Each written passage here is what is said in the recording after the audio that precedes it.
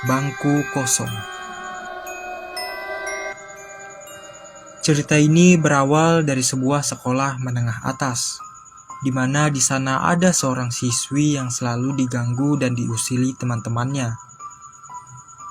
Hal yang membuat mereka tak menyukainya karena mereka menganggap siswi itu terlalu lemah bagi mereka.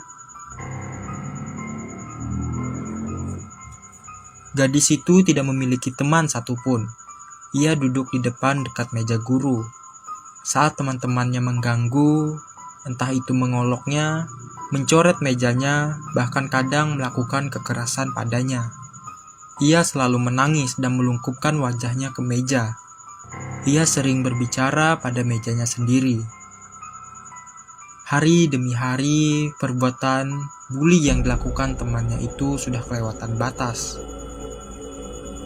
Ia sudah tidak ingin bersekolah lagi. Ia takut berbicara pada keluarganya. Namun ia harus tetap sekolah karena tak ingin pendidikannya terhenti hanya karena itu.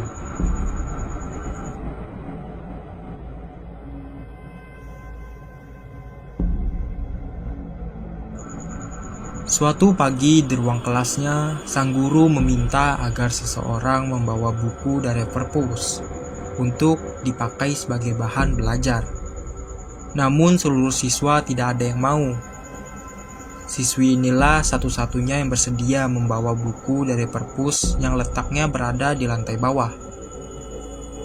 Gurunya menyuruh agar ada yang menemaninya, namun tak ada yang bersedia. Tak lama gadis ini keluar untuk mengambil buku di perpus. Gerombolan para siswi nakal lainnya pun pura-pura izin ke toilet, padahal niat mereka ingin mengganggu gadis itu.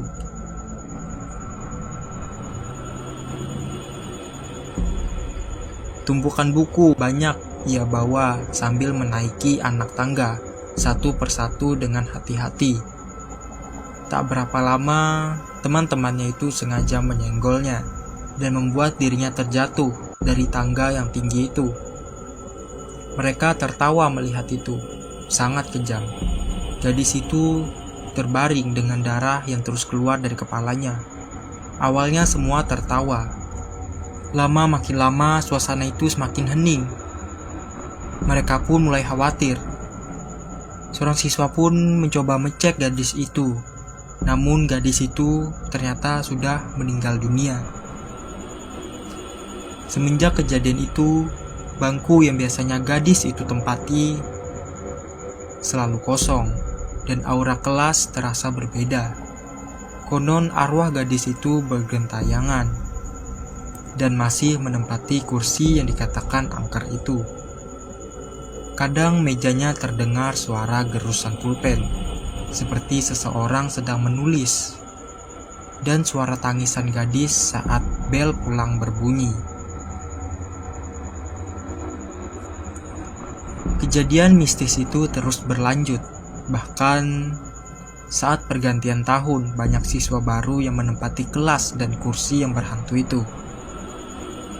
Mereka sering mengalami kerasukan dan sering melihat sosok siswi yang berlumuran darah dengan wajah yang mengerikan. Bertahun-tahun kursi tersebut dibiarkan kosong. Siswa dilarang untuk menempatinya. Walaupun kursi itu sudah dipindahkan, namun esoknya kursi itu akan kembali lagi. Bahkan jika terus ada siswa yang bertahan menduduki tempat itu, maka siswa itu akan terus dihantui dan digiring untuk melakukan bunuh diri.